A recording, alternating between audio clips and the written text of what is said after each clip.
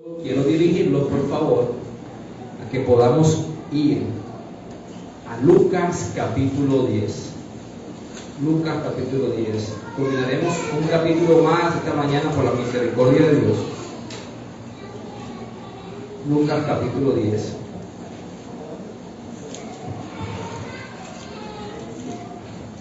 Un texto muy conocido, los versículos 38 y 42, cuando los puedan leer, se darán cuenta porque les digo que es muy conocido.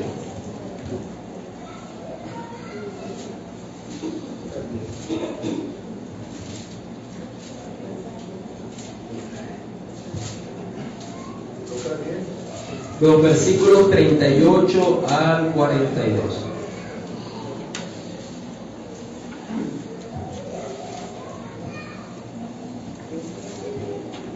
Vamos a ponernos sobre nuestros pies para la lectura de la palabra, por favor. Lucas 10, versículos 38 al 42. Pocos versículos. Yo leo del 38 al 41 y de manera unánime, una sola voz, leemos el versículo 42. Leo para ustedes de la Reina Valera 1960. Dice la palabra del Señor. Aconteció que yendo de camino, entró en una aldea y una mujer llamada Marta le recibió en su casa. Esta tenía una hermana que se llamaba María, la cual, sentándose a los pies de Jesús, oía su palabra. Pero Marta se preocupaba con muchos quehaceres y acercándose, dijo: Señor, ¿no te da cuidado que mi hermana me deje servir sola? Dile pues que me ayude. Respondiendo, Jesús le dijo: Marta, Marta, afanada y turbada estás con muchas cosas. Juntos. Pero solo una cosa es necesaria.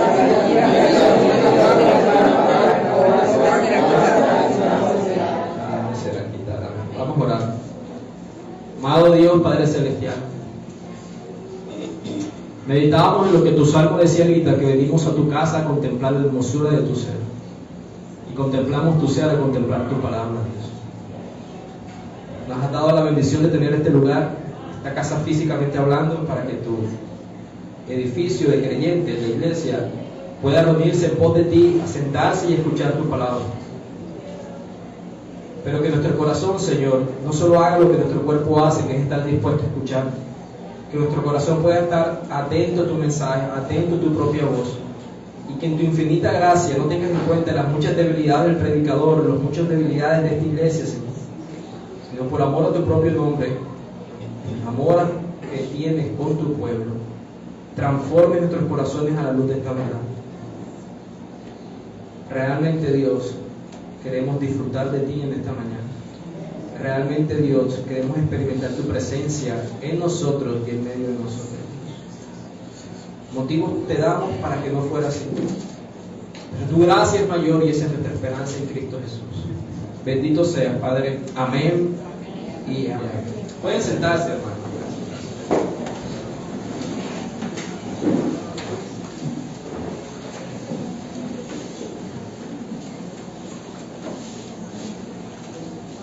Un texto, como les mencioné, no es difícil de comprender.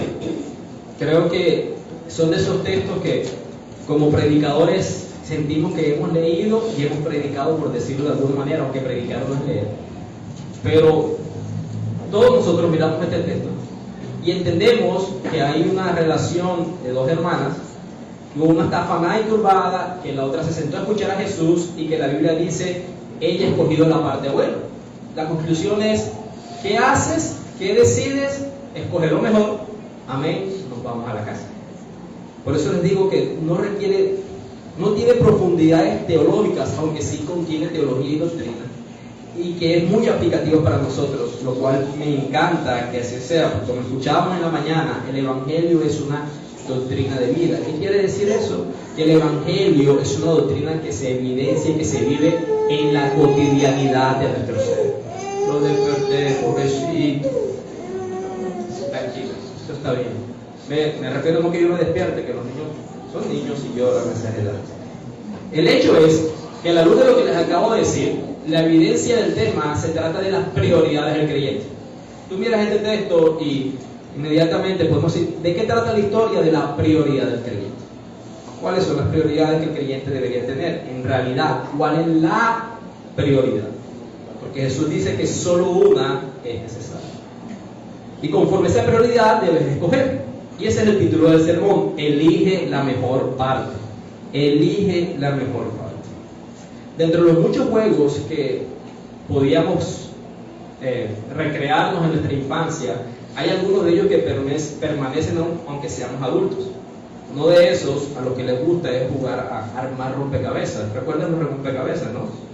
Muchas figuras que tú tienes en la cajita y tú empiezas y terminas por mitad porque te desesperas y nunca lo haces. Hay quienes son más apasionados y tú también de cómo ese desorden quedó algo ordenado y cuál es la primera ficha y es particular. Lo que deseo es que podamos usar otros textos para armar este rompecabezas de esta historia. Esta historia es mejor comprendida al tomar otros textos de las Escrituras que nos dan una mayor contextualización de lo que está aquí sucediendo. Entonces, eso haremos esta mañana. Y antes de armar ese rompecabezas, solo quiero decirles en qué parte nos encontramos. Nos encontramos después, donde los 70 discípulos regresaron de su gira de la predicación y ellos están rebosantes de alegría por el éxito obtenido. Y nuestro Señor Jesús, nuestro Salvador, para refinar ese gozo, para purificarlo y evitar que ese gozo se vuelva en orgullo, Él les dijo: no se alegren primariamente por lo que hacen, sino porque sus nombres fueron escritos en el cielo. Él dirigió esas contemplaciones posteriormente a los discípulos a esa gloriosa doctrina de la elección, cuando Él oró: gracias, Padre, porque has revelado esto a los niños y se los has ocultado a los sabios del mundo. Con ese propósito los mantuvo humildes después de ese trabajo exitoso. En pocas palabras, lo que usted conoce sobre Dios lo conoce porque Él quiso revelárselo a usted. Sean como niños, manténganse como niños, y por cuanto fueron elegidos, recuerden que son deudores nuevamente para trabajar en el orgullo y la soberbia. Ahora, nuestro amado Señor vuelve al tema del servicio y lo instruye por la memorable parábola del buen samaritano y el hombre que estaba herido. Y para que este grupo de discípulos y en extensión nosotros no consideráramos que el servicio a Cristo en la ayuda del que tiene algún tipo de necesidad, como la filantropía, el ejercicio de la filantropía, es como lo primordial que como creyentes tenemos que hacer. Usted lee la parábola del buen samaritano y fuimos confrontados y entendemos que es una parábola evangelística. Nadie se puede salvar amando a otros, porque no podemos amar plenamente en las características de Jesús, pero somos desafiados a qué clase de amor debemos ejercitar los unos a los otros. Y para que en nuestra mente no quedáramos considerando que lo mejor que podemos hacer entonces es ejercitar esa clase de amor, el Señor inspira a Lucas para que culminemos esta porción de las Escrituras con un texto que solamente el Evangelio de Lucas tiene, trayendo la historia de dos hermanas de Betania. Y el Espíritu Santo aquí nos quiere enseñar que si bien debemos abundar en el servicio como creyentes y debemos hacer el bien a nuestros semejantes, no debemos fallar en la adoración, en la contemplación de las palabras de Jesús, en una reverencia espiritual, en mantenernos como discípulos mansos y en una contemplación serena. De eso se trata esta historia, y por eso está después de la parábola del buen samaritano. Es recordarnos a nosotros mismos que el mayor bien para nuestras vidas va más allá del servicio que prestamos al Señor, y más bien de continuar siendo discípulos que se sientan a los pies del Señor Jesús.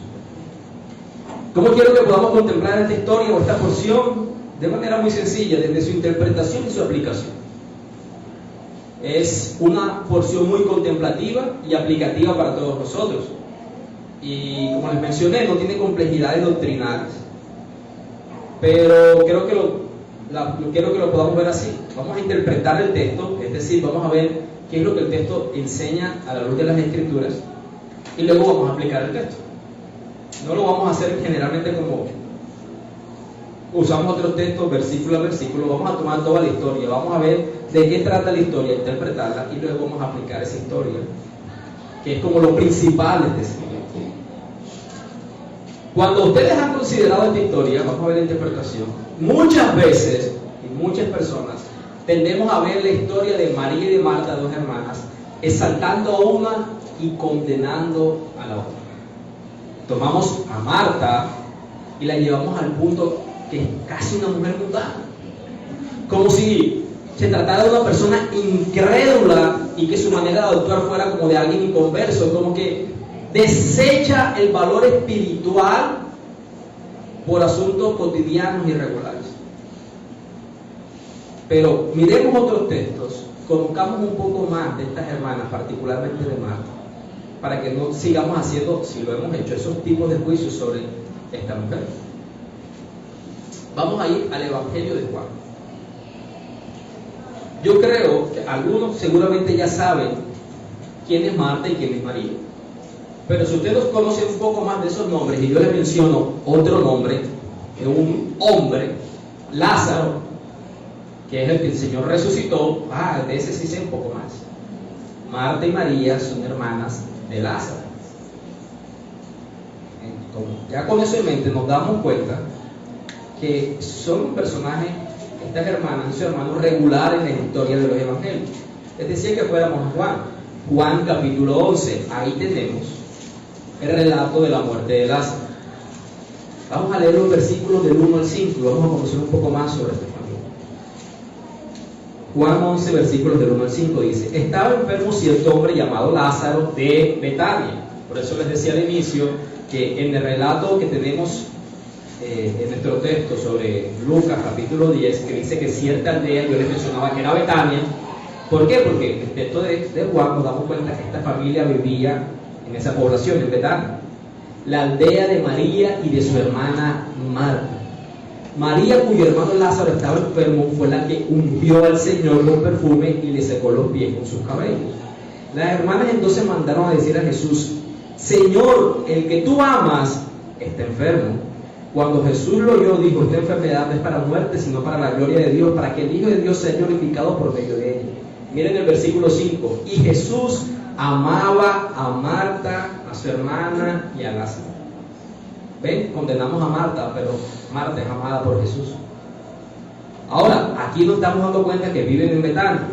En este mismo relato, unos versículos más abajo de Juan capítulo 11, nos dice que Betania está alrededor de unos 3 kilómetros de Jerusalén, muy cerca. Y como lo estamos viendo, hay muchos relatos de la interacción entre Jesús con esta familia. Se menciona una escena que dice que María fue la que ungió al Señor con perfume y le secó los pies. Eso es Juan capítulo 12. En Juan capítulo 12, en los versículos del 1 al 7, aquí vemos más relatos. Dice lo siguiente: entonces Jesús, 6 días antes de la Pascua, vino a Betania, donde estaba Lázaro. Por el relato de Marcos, sabemos que no es la casa de ellos, de los hermanos, sino de alguien conocido como Simón el leproso. En Marcos capítulo 14 vemos esa referencia de esta historia. Pero aquí están estos hermanos, Marta, María y Lázaro, como estoy leyendo en Juan, al que Jesús había resucitado entre los muertos, y le hicieron una cena allí. Miren lo que dice sobre Marta: y Marta servía. Es regular en ella el servicio, pero Lázaro era uno de los que estaban en la mesa con él. Entonces María, tomando unos 300 gramos de un perfume de nardo puro que costaba mucho, ungió los pies de Jesús y se los secó con los cabellos. La casa se llenó con la fragancia del perfume, y Judas Iscariote, uno de sus discípulos que le iba a entregar, dijo: que no se vendió este perfume por 300 denarios y se dio a los pobres. Pero dijo esto no porque se preocupara por los pobres, sino porque era un ladrón, y como tenía la bolsa del dinero, sustraía de lo que se echaba en ella. Entonces Jesús dijo: déjala, para que lo guarde para el día de mi sepultura, porque a los pobres siempre los tendrán con ustedes, pero a mí no siempre me tendrán. En pocas palabras está diciendo que ella guardó ese perfume para este momento. Presentó un acto de adoración extravagante, pudiéramos usar esa palabra, para el Señor. Una familia que interactúa con constancia en los relatos del Evangelio con Jesús. Una visita de Jesús a estos familiares. Podemos decir que pertenecían como un círculo cercano sin ser apóstoles. Había un amor particular de Jesús por ellos, se sentía cómodo en compartir con ellos. ¿Cuántas veces los visitó? No lo sabemos. Es probable que en el relato de Lucas nos encontremos, puede que sea de pronto la primera vez que nos visite. Ahora, en nuestras piezas de nuestro rompecabezas, ¿qué leímos? ¿Qué podemos ir viendo? Bueno, el lugar de donde vivían. Marcos, como les mencioné, visita que ellos iban de camino. Jesús entró en cierta aldea. ¿Cuál es esa cierta aldea? Betania, a 3 kilómetros de Jerusalén. Ya Jesús va partiendo camino a Jerusalén para su última hora. Y antes de llegar ahí, recorren las últimas ciudades, volviendo a predicar el evangelio, enviando a sus discípulos, a sus 70, para reforzar lo enseñado. Y en ese llegar a distintas ciudades, llega a la ciudad, porque la casa de Marta y María, para él puede ser un lugar de reposo, para él puede ser un lugar de sentirse entre familias, mayor aún sabiendo la hora que le vendría en su destino. Como vimos, ver a Marta sirviendo no es extraño en el relato solamente de Lucas. También se describe en el Evangelio de Juan que aún en la casa del Simón el leproso, ella estaba sirviendo. Y como vimos en otro relato, María no únicamente está contemplando al Señor o adorando al Señor en el relato de Lucas. En el Evangelio de Juan también María está presentando una adoración ungiendo el cuerpo de Jesús con un perfume fino y costoso. No sé si notaron, pero Marta es mencionada generalmente en primer lugar en el relato que estamos escuchando. Y eso puede ser un indicativo de que ella era la hermana mayor de los tres. Al mismo tiempo, puede que ella sea la propietaria de la casa, la que la había heredado.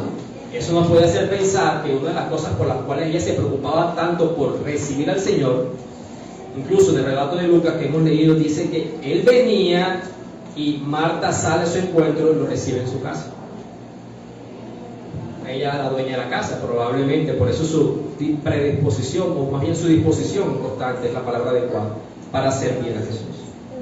Ahora, en Juan 11:5 describimos el vínculo de Jesús con esta familia. Y Jesús amaba a Marta, a su hermana y a Lázaro. Aunque la actitud de Marta, en el relato que hemos leído esta mañana en Lucas 10, es reprochable, eso no limita el amor del Señor hacia ella. Mucho menos no debería ser por parte de nosotros condenar a esta mujer o su actitud.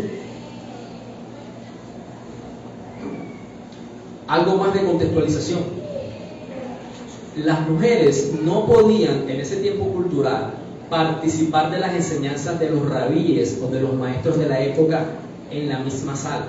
Si había un rabí o un maestro, que ese era el significado de la palabra rabí, visitando una casa y enseñando la ley del Señor, las mujeres tienen que estar en otra habitación escuchando. Jesús permite que estén ellas ahí, donde Él está como maestro. Mayor aún, permite que esta mujer se siente a sus pies. Eso nos deja ver que la Biblia, lejos de ser machista, hermanos, más bien la actitud de Jesús constantemente hacia las mujeres es evidenciar la igual dignidad entre el hombre y la mujer. El cristianismo no es machista, porque la Biblia no lo es, porque el Señor no lo es.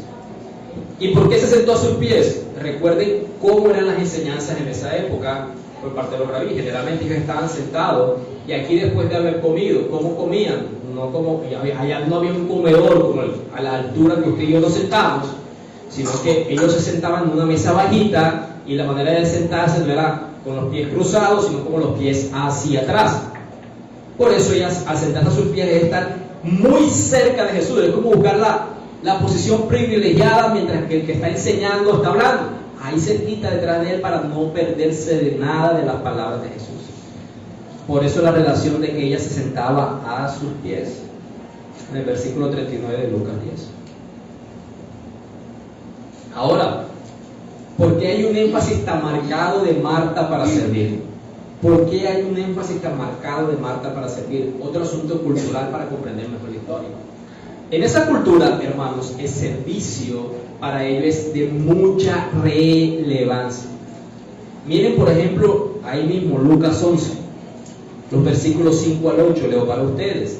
También les dijo, supongamos que uno de ustedes tiene un amigo y va a él a medianoche y dice, amigo, préstame 3 panes, porque un amigo mío ha llegado de viaje a mi casa y no tengo nada que ofrecerle. Y aquel respondiendo desde adentro le dice, no me molestes, la puerta ya está cerrada, mis hijos y yo estamos acostados, no puedo levantarme para darte nada. Les digo, porque no se levanta a darle algo por ser su amigo, no obstante por su importunidad se levantará y le dará cuanto necesite. Por muy cansón que sea tu amigo, tu vecino en este caso, y te toque la puerta a medianoche, a muy alta hora de la noche, para decirte que le llegó una visita, no hay nada que ofrecerle, usted puede al siguiente día, ve si yo sentí que usted me tocó la puerta, pero yo no te abrí. El hecho es que para esta cultura judía, en esta época histórica, la visita de alguien de la aldea era como la visita de toda la aldea. ¿En qué sentido? Si alguien atendía mal al visitante dentro de la aldea, toda la aldea se veía avergonzada. Para ellos, que un extraño o un extranjero llegara a visitar a alguien dentro de la aldea, debía hacérsele sentir familiaridad, hospitalidad, sería la palabra adecuada. Y si de alguna manera la misma aldea podía proporcionarle al dueño de la casa que estaba siendo visitado algún tipo de facilidad, lo hacía para que el nombre de esa aldea no fuera avergonzado. Por eso, servir en esa época, hermanos, no es un asunto pormenor. Por eso Marta tiene tantos detalles que atender en el momento de la visita de Jesús por sus discípulos. Por eso que para ellos el servicio, y esta historia que cuenta Jesús acerca de la importunidad de tocar a la hora inadecuada y ver que teniendo sus hijos acostados y con todo eso se levantó también la persona. Eso es otro detalle que es relevante. Ahora, ya hemos ido uniendo varias piezas de rompecabezas. Pudiéramos parafrasear la narración de esta historia para poder interpretarla.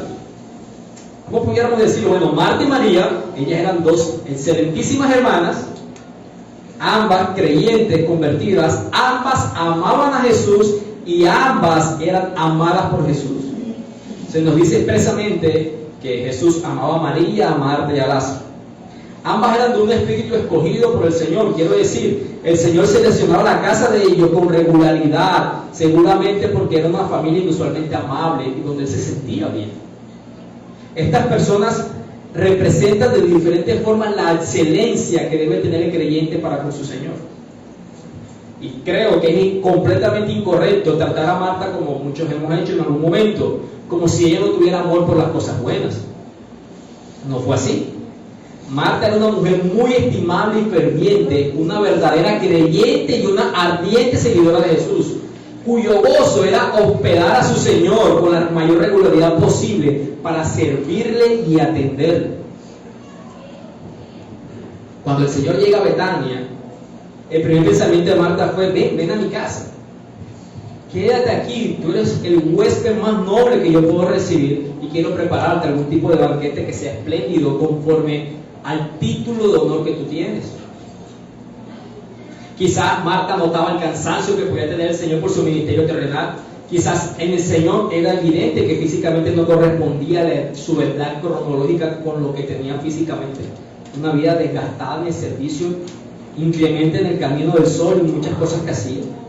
Era evidente que este hombre de alguna manera necesitaba algún tipo de descanso o de atención. Alguien que servía constantemente necesitaba ser servido en su momento o poder brindarle algún tipo de atención. Marta notaba eso. Y por eso no solamente hacía cualquier tipo de comida, más bien preparaba un gran festín. Ella era cuidadosa con muchas cosas, pero en esta historia nos deja ver que pendiente de esos preparativos ocurrieron algunos asuntos que perturbaron su mente y se preocupó en gran manera. La llevó a enfadarse con su hermana porque su hermana tomaba las cosas según el criterio de Marta con frialdad y le rogó al maestro que reprendiera a su hermana porque su hermana no servía como ella. María había visto la ocasión desde otro punto de vista.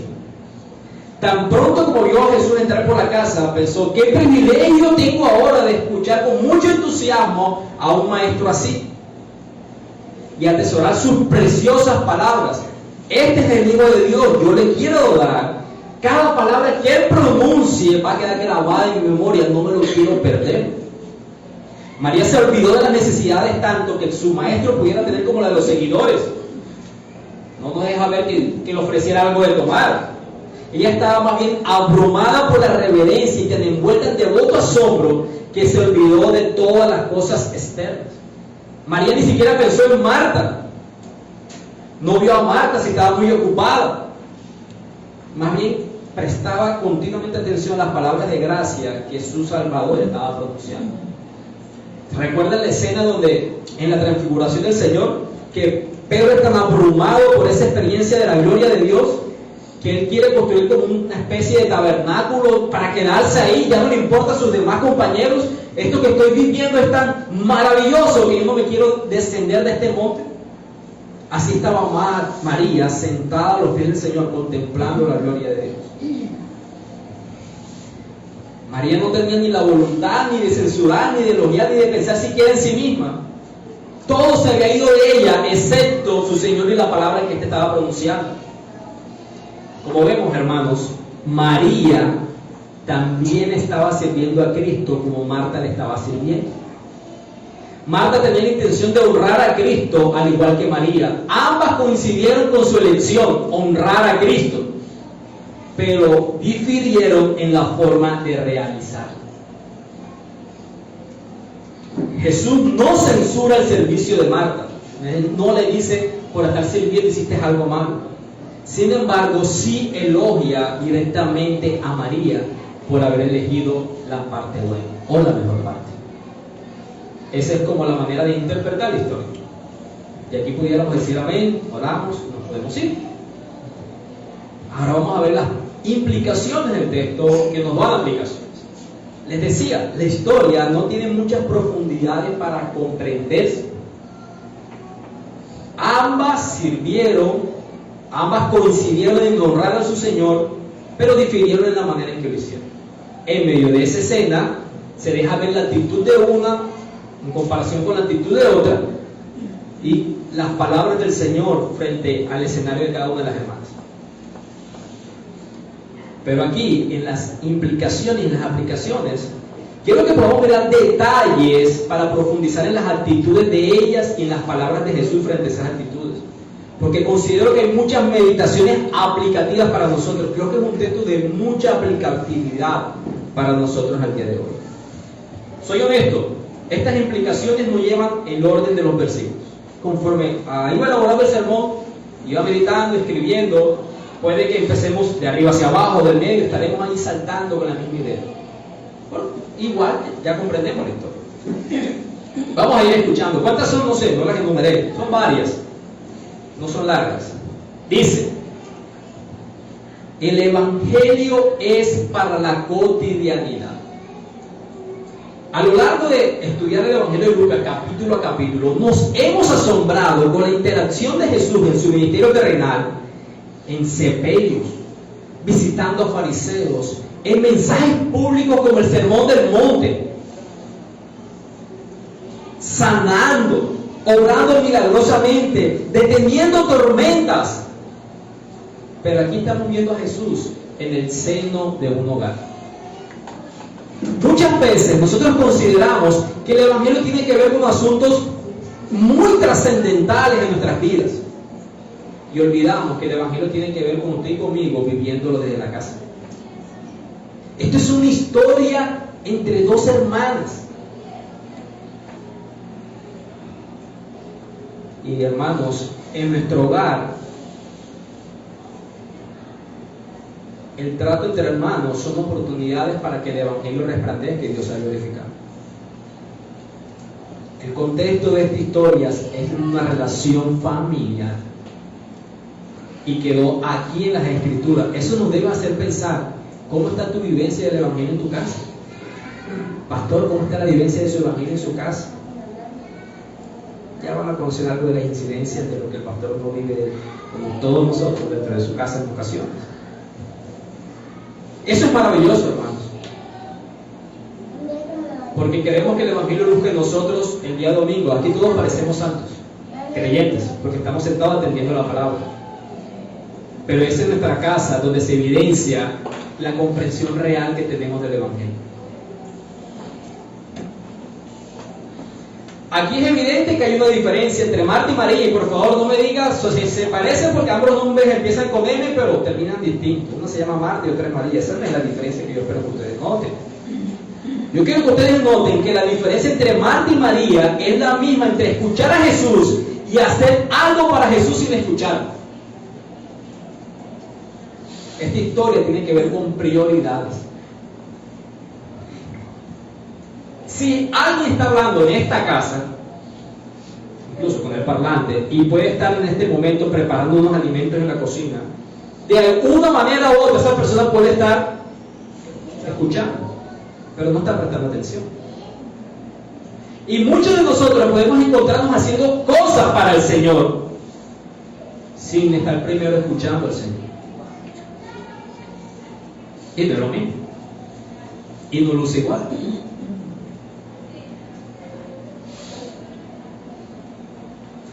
Incluso, hermanos, en la práctica,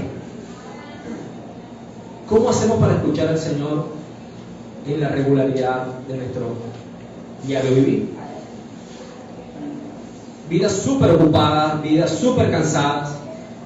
Y la Biblia incluso dice que para tener la comunión con el Señor, cierra la puerta y a solas preséntate delante de Él.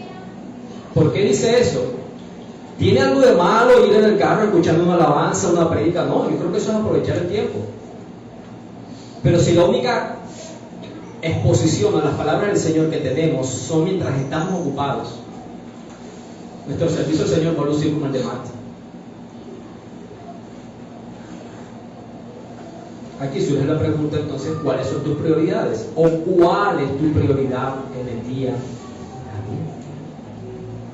Podemos creer, por ejemplo, que si somos llamados a ser padres de nuestra casa, lo mejor que podemos hacer es instruir a nuestros hijos, instruir a nuestra esposa, sin hacerlo, en primer lugar, por ser instruidos por el Señor. Podemos creer que si somos esposas, si somos hijas, lo mejor que podemos hacer es obedecer a nuestros esposos, obedecer a nuestros padres, si en primer lugar sentarnos a los pies de nuestro Señor. Entre más haga del llamamiento que le he hecho para mi vida, en el seno del lugar donde me encuentre, en mi hogar y en mi trabajo, mejor muestro mi adoración al Señor. Pero si eso no está bañado por una vida de exponerse a la palabra del Señor, vamos a lucir como Martas y no como María. Algo más.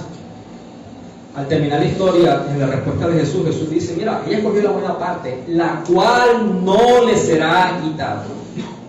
¿Qué quiere decir eso? La intención de Marta, al acercarse al Señor, entre las muchas cosas que vamos a ver un poquito ahorita, fue decirle al Señor, mira, dile a María que me ayude. En pocas palabras, quítale lo que está haciendo. Por eso el Señor dice, mira, a ella no le va a ser quitada eso. ¿Qué podemos pensar de eso? Jesús bendice la escucha de su palabra. Jesús bendice la exposición de su palabra. Eso es maravilloso para nosotros. Incluso esto tiene algo de doctrina, que es la promesa de que nuestro Señor va a preservar nuestra fe para que nosotros podamos perseverar en la lección de escucharle a Él. Nuestro Padre va a guardar nuestra fe en el Señor Jesús para que en ese actuar de Él podamos nosotros cada día perseverar en la lección de escucharle a Él.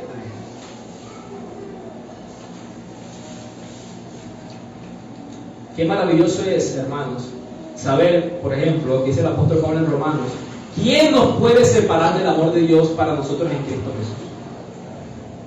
Si usted elige escuchar al Señor y exponerse a sus palabras, Él va a bendecir eso.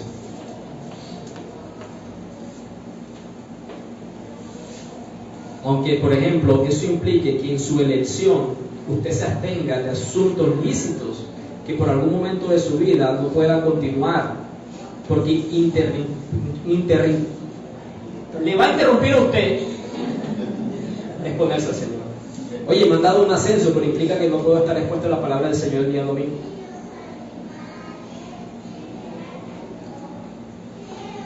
Y usted escoge abstenerse económicamente de algunos mayores privilegios por el ascenso, porque quiere exponerse a la palabra del Señor. La Biblia dice, según este texto, que Él bendice su elección de escucharle a Él. En muchos aspectos, puede que sea económico, puede que no. Pero los valores eternos, lo que para su alma necesita, Él bendice la escucha de su palabra. Otra, recriminar y reclamar a Jesús es la evidencia que no lo estamos escuchando. Si se dan cuenta, la molestia de Marta no es solamente con María. La molestia de Marta es también con el Señor. Pues ella se acerca en primer lugar al Señor y no a María. No te importa deja que mi hermana me deje servir sola. Tú que todo lo sabes, no te das cuenta o no sabes que ella me está dejando sola en hacer todas las cosas. Tú que eres la fuente de la sabiduría, te falta sabiduría para darte cuenta que estoy sobrecargada haciendo las cosas. Ahora, hermanas, no es una sátira, pero ustedes tienen la particularidad en su tono de voz de mostrar lo que en su corazón hay. ¿Cómo sería esa escena? Señor, ese no te informa. ¿Cómo son las mujeres cuando quieren recriminar o reclamarle a alguien que no están de acuerdo con su actuar? Sería algo como: esposo mío, padre mío, ¿no te importa que mi hermana me deje servir sola? Acentuamos, pues, las damas particularmente, a su momento de recriminar y reclamar. No es una sátira, son hechos. Son hechos. ¿Y cuándo se da eso? Precisamente, recriminar y reclamar al Señor es la evidencia que no lo estamos escuchando. Porque si tú le estás escuchando a Él decir que Él es el Hijo de Dios, tú no te presentas delante del Hijo de Dios a recriminarle y reclamarle. Cuando nos presentamos con esa manera de hablar, de reclamar una bendición, es porque tú no estás siendo expuesta a sus palabras. Tú estás siendo expuesto a tu propia imaginación de quien tú consideras ese Dios. Yo creo que mira, todo tu poder debe estar a mi servicio. Por lo tanto, yo voy a ti para que me sirvas. Yo no voy a ti a servirte, sino a que tú me sirvas. Ciertamente Él es servidor, vino a servirnos a nosotros, dice Filipenses, pero voluntariamente, no por imposición de nosotros. Eso es como que el barro diciéndole al alfarero qué es lo que tiene que hacer, o como los pájaros tirándole a la escopeta. Y hay muchos más refranes que ustedes y yo conocemos referente a eso. Uno más: sentir frustración y sentir desbalanceado la labor que se hace es no escuchar a Jesús. ¿No les ha pasado a ustedes que cuando tienen que hacer algo en el seno de su casa o dentro de la iglesia con otros creyentes y sentir que ustedes hacen más que el otro, es porque realmente se considera a sí mismo que está haciendo más que el otro? ¿Sabe cuándo sucede eso? Cuando no estamos escuchando a Jesús.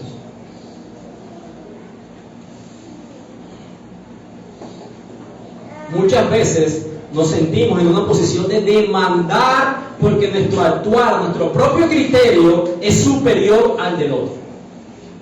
Y como les mencioné, aquí ambos están presentando un servicio al Señor.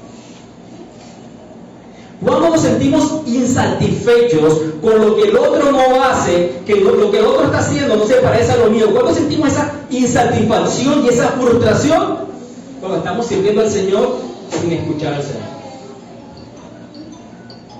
Un esposo sirve al Señor al liderar en su casa. Una esposa sirve al Señor al ser ayudadora en su hogar.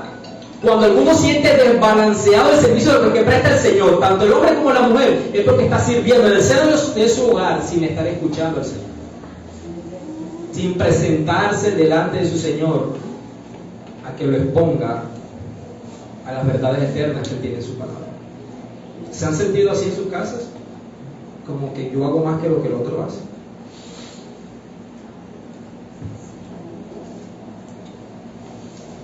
La respuesta de Jesús a la recriminación por parte de Marta. Marta está ahí, él está conversando, le está enseñando. Versículo 41, el Señor le respondió: Marta, Marta, tú estás preocupada y molesta por tantas cosas. Hablábamos acerca del tono de las mujeres para recriminar y reclamar. Hombres, si estuviéramos en esa escena y llega nuestra pareja y nos recrimina de esa manera, ¿cómo le responderíamos nosotros a las parejas? Podemos manejar distintos tonos, ceños fruncidos y palabras. Quizás pudiera ser algo para para no ser un pecador excesivo, algo como, tú sí molestas, o todo te molesta. Y mira a mi esposa porque ha sido respuesta a mi iglesia y van a conocer cómo el pastor también peca. Ser pastor lleva muchas veces a que tu seno de hogar sea puesto como ilustración. Tú sí molestas, digámoslo suave para que no suene tan pecador. Amor, tú sí molestas.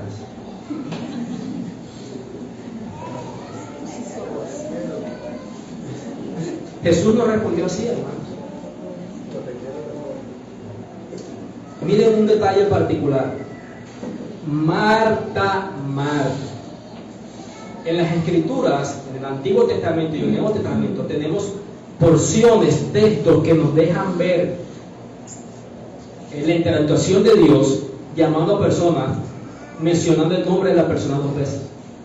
Moisés se acercaba a la zarza ardiente y escuchó una voz que decía: Moisés, Moisés, estás en tierra santa, aquí está el calzado.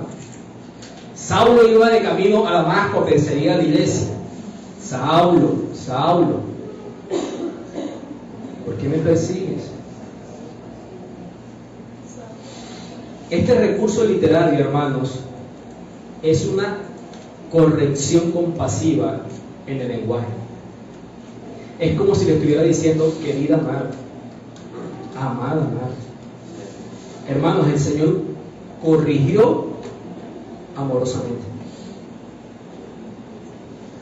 El Señor no va a tolerar el pecado de nosotros, pero va a reafirmar que mientras lo corrige, lo exhorta, lo recrimina, lo hace en el contexto del amor. ¿Usted y yo cómo lo hacemos? ¿Como el Señor o carnalmente? Así también luce el Evangelio, en la recriminación y en la exhortación del pecado. Es verdad, algunas personas son perezosas para servir. Es verdad, algunas personas actuamos contrario a las Escrituras y es necesario exhortar. Pero siempre, hermano, tengamos presente que Él es correctivo y compasivo. Eso evidencia el Evangelio. Otra más. Estamos haciendo un daño grave a nuestra alma si ponemos todas nuestras fuerzas en esa parte de nuestra vida que es visible a los hombres y olvidamos esa parte de nuestra vida que es secreta entre Dios y nosotros, dijo Spurgeon en un comentario a esta historia. Muchas veces queremos vivir una vida cristiana a la vista de los demás, pero no en la intimidad con nuestro Señor.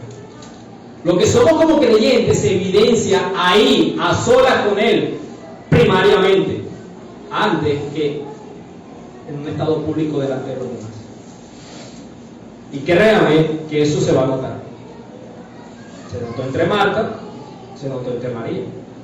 María continuó, ¿no?, adorando al Señor, incluso con lo del perfume que mencionábamos.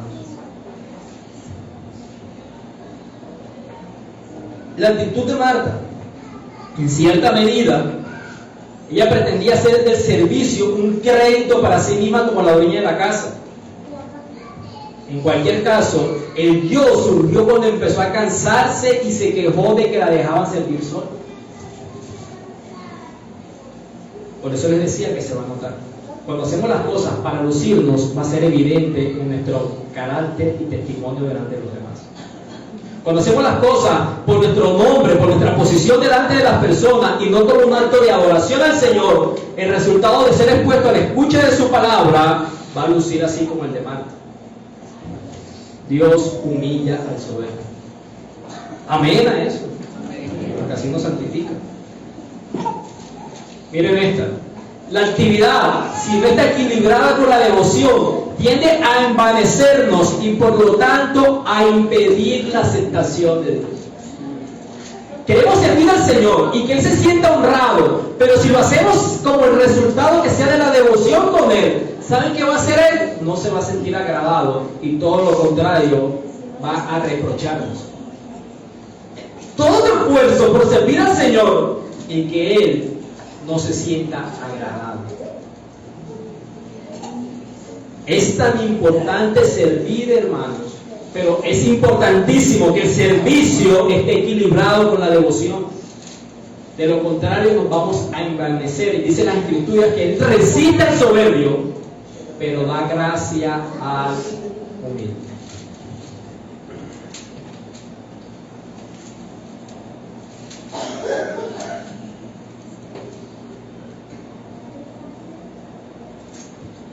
Noten que en la respuesta de Jesús no dijo: Marta, María ha elegido la parte buena y tú has elegido la parte mala. No dice eso, ¿verdad?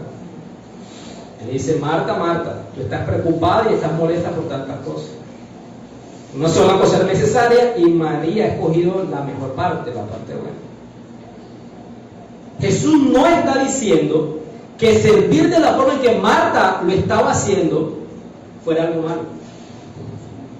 Preocupada que las cosas fueran con excelencia, no presentando un servicio al Señor mediocre. Él no está condenando el servicio que Marta estaba haciendo. El Señor no está haciendo aquí un contraste. ¿Saben qué es un contraste? No. Comparar para mostrar diferencias. Oscuro o claro. Malo o bueno. Él no está haciendo un contraste, Él está haciendo un análisis comparativo. ¿Cuál es la diferencia? Él está utilizando en lo que se asemeja. Él lo que está queriendo mostrar aquí es que aunque Marta había estado haciendo algo bueno, trabajar para preparar y servir en lo que se le estaba presentando al Señor, la vocación superior la había elegido María al sentarse a la devoción de las palabras de Jesús. No es que uno hizo lo bueno y el otro lo malo, es que las dos hicieron algo bueno, pero uno hizo algo superior, y esa fue exponerse a la palabra del Señor.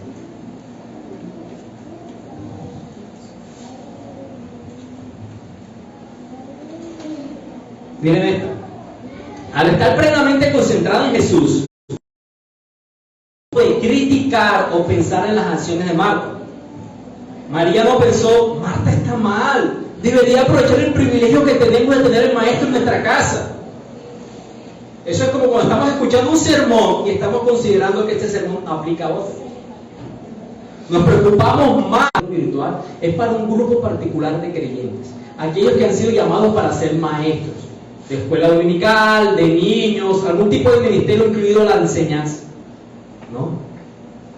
Ella quería saber más acerca de su Señor y por lo tanto iba a ver la belleza de su Señor y le iba a amar más. Anhelaba ser como su Señor cuanto más supiera de sus labios.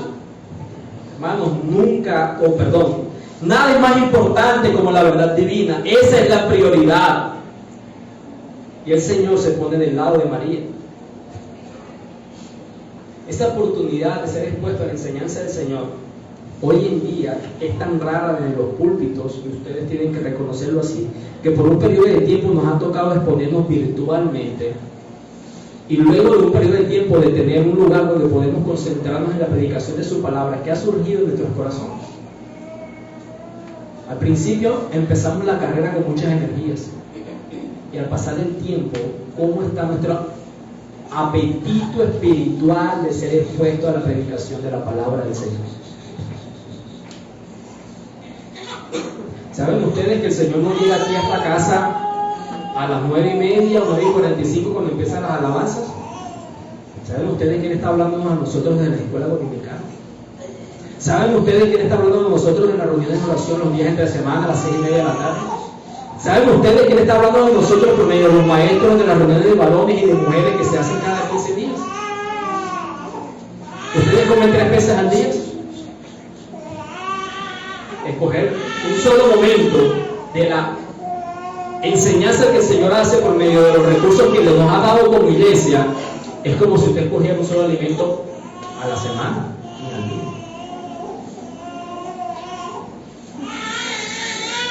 Hay alguien atento, por rato está llorando.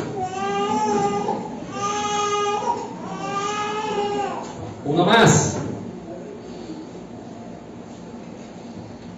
Miremos algo de las emociones de Marta. Interesante. Cuando Marta, en medio de su lucha, si quiere llevarla, pueda ayudarla para llevarla de pronto, para que ella de pronto está cansada de estar ahí. Ok, escuchemos, tranquilos. Miremos las emociones. Marta está sirviendo, preocupada por muchas cosas. Y llega un punto donde explota de enojo. Ella se siente exasperada. Siente que tiene una justa razón para estar completamente irritada. Así lucen nuestras emociones muchas veces. Aquí en este cuartito pueden también, que ya nuevamente escuchen, hermanos. Lo digo porque los niños se cargan con el movimiento, a veces con el caminar. Aquí en este cuartito puede estar, güey, también. Ellos se cargan con el movimiento, ellos se cansan. Nuevamente, escuchen lo que les dice acerca de las emociones. Marta explota de enojo, recrimina al Señor, se molesta con su hermana, pega en su corazón, pega con sus palabras, porque ella siente que tiene una justa razón para estar completamente irritada. Usted y yo muchas veces, cuando estamos molestos con los demás, creemos que es justificado.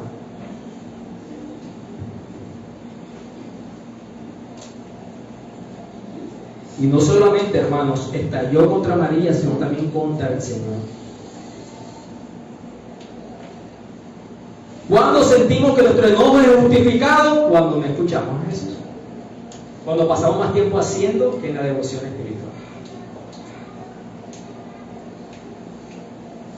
Por eso les decía que al estar María contemplando al Señor, no tuvo tiempo de estar recriminando lo que Marta hacía. Ya vamos terminando. Si servir es un medio de gracia para la santificación del creyente y la glorificación de Dios, nuevamente, esta historia no condena el servicio. ¿Por qué María eligió mejor? Servir es un medio de santificación para el creyente. Servir es un medio en que glorificamos a Dios. ¿Por qué María eligió mejor? Las palabras del salmista en el Salmo 27:4: una cosa he pedido al Señor, y esa buscaré, que habite yo en la casa del Señor todos los días de mi vida, para contemplar la hermosura del Señor, para meditar en su templo. Miren que el Señor no dijo, muchas cosas son necesarias, solo una. Eso es bueno en un sentido, no tenemos que hacer muchas, solo elegir una. Es malo en otro sentido, si no eliges esa, te perdiste lo mejor. No es como que tengas, son 4 cosas buenas, yo elegí 2, el 50% de mi elección fue bueno. Si te pierdes esa, la que es la mejor, te perdiste del verdadero sentido de ser creyente, disfrutar de tu Señor y la exposición de su palabra.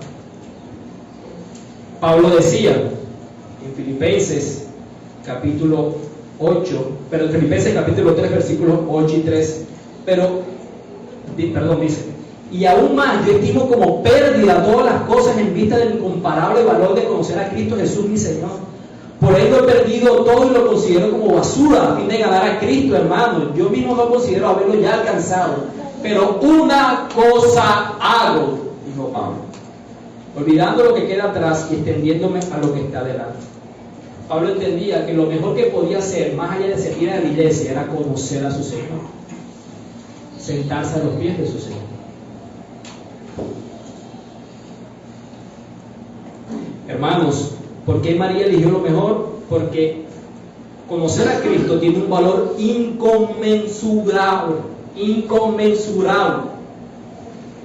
un valor que no se puede describir con pocas palabras. Y lo conocemos al día de hoy, porque usted puede estar pensando, claro, ellos lo conocieron porque físicamente estaba Jesús.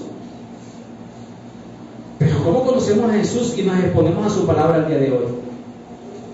¿El valor de conocer a Jesús es primariamente, únicamente o exclusivamente el día domingo? No. Si usted tiene esto en su casa, usted tiene las palabras de Jesús. Por eso le preguntaba al inicio, ¿cuáles son sus prioridades en el día a día? ¿Cómo evidenciamos la adoración que le queremos presentar a Él? ¿Haciendo o haciendo como el resultado de la devoción con Él? Yo espero que quede claro en este sermón que Él no está condenando el servicio, y todo lo contrario, se realza el servicio de Marta, no un servicio mediocre, con lo mejor que ella tenía. Pero hermanos, el servicio debe ser el resultado de la contemplación de las palabras del Señor, de la devoción espiritual que debemos tener con Él. Dos aplicaciones finales. Para el creyente, si hasta aquí te has identificado con Marta y te has sentido redarguido por el Espíritu Santo, quiero ponerle la última pieza de rompecabezas. Recuerda, este rompecabezas se ha armado con otros textos fuera de Lucas. Juan capítulo 11, versículos. Juan capítulo 11 que encontramos la muerte de Lázaro, ¿cierto? Capítulo 11, versículos 17 al 27. Aquí vamos a ver la respuesta de Marta cuando se encontró con el Señor, cuando Él llegó luego de la muerte de Lázaro. Juan 11, versículos 17 en adelante. Llegó pues Jesús y halló que ya hacía 4 días que Lázaro estaba en la sepultura. En el sepulcro, perdón. Betania estaba cerca de Jerusalén, como a 3 kilómetros. Y muchos de los judíos habían venido a la casa de Marta y María para consolarlas por la muerte de su hermano. Entonces Marta, cuando oyó que Jesús venía, lo que fue a recibir, pero María se quedó sentada en casa. Marta dijo a Jesús, escuchen las palabras de Marta: Señor, si hubieras estado aquí, mi hermano no habría muerto. Aún ahora yo sé que todo lo que pidas a Dios, Dios te lo concederá. ¡Wow! ¿Vieron la fe de esta mujer? La fe como el resultado de creer las palabras de Jesús. Yo sé que tú eres el Hijo de Dios y lo que tú le pidas a tu Padre te lo concederá. La mujer que no entendía las palabras, ahora con estos testimonios está dejándonos ver que la reprensión correctiva compasiva que su maestro tuvo en ese momento en su casa le sirvió de lección y de aprendizaje, porque está respondiendo conforme al conocimiento de las palabras de Jesús. Otra afirmación que ella hizo, Jesús le contestó: yo soy la resurrección y la vida, el que cree en mí aunque muera vivirá, y todo el que vive y cree en mí no morirá jamás. Le pregunta: ¿crees esto? Ella le dijo: sí, Señor, yo he creído que tú eres el Cristo, el Hijo de Dios, o sea, el que viene al mundo. La fe viene por el oír que la palabra de Dios, por Dios mismo. Dos afirmaciones cruciales, importantes por parte de Marta. La corrección compasiva que Jesús le expuso ese día en esa cena, ella las tomó y las puso en práctica. Esa es mi oración para ti y para mí esta mañana. Si has sentido que el Espíritu Santo ha redarguido tu alma al ser creyente, que podamos presentarnos con arrepentimiento y pedirle a Él que nos ayude entonces a dar la prioridad que se merece de ser expuesto a la palabra del Señor. Para el incrédulo, si hay alguien aquí esta mañana quien se ve a sí mismo como una persona que no está bien con Dios, que es enemiga de Dios, que sus acciones evidencian que no ha tenido arrepentimiento y fe para la vida eterna, yo quiero que tú veas que Jesús fue sutil con Marta cuando la llamó 2 veces por su nombre. Marta, Marta, querida Marta. Sin embargo, medita en esto. Al terminar el sermón del monte, en Mateo 7, los versículos 22 al 23, dice lo siguiente: muchos me dirán en aquel día: Señor, Señor. Lo mismo, ¿no? Llamándolo 2 veces. No profetizamos en tu nombre y en tu nombre echamos fuera demonios y en tu nombre hicimos muchos milagros. Entonces les declararé: jamás los conocí, apártense de mí los que practican la iniquidad. Hermanos, cuando nos presentamos, o querido amigo sin Cristo, cuando nos presentamos delante del Señor, considerando que somos meritorios de la relación con Él, con nuestras obras de rectitud, podemos llegar a sentir que tenemos un vínculo afectivo con Él, aún decirle: Señor, Señor, yo te aprecio, yo te amo. Pero si nos presentamos delante de Él porque consideramos que lo merecemos a Él, Él no nos va a tratar con sutileza, Él nos va a tratar con severidad. Apártate de mí, pecador, porque no te conozco. Sin embargo, Hoy Él sigue llamando compasivamente al pecador al arrepentimiento y a la fe, diciéndole: todo el que a mí viene no lo echo fuera, pero ven a mí, sin autojustificarte, sino creyendo que yo soy el Cristo por el que ha sido enviado a morir por tus pecados y a reconciliarte eternamente con el Padre. Amén. Vamos a orar. Padre amado, te damos gracias en esta mañana por tu misericordia y tu bondad, por dejarnos ver tantos asuntos aplicativos para nuestra vida, Señor, mucho más que de lo que llegáramos a considerar en el inicio.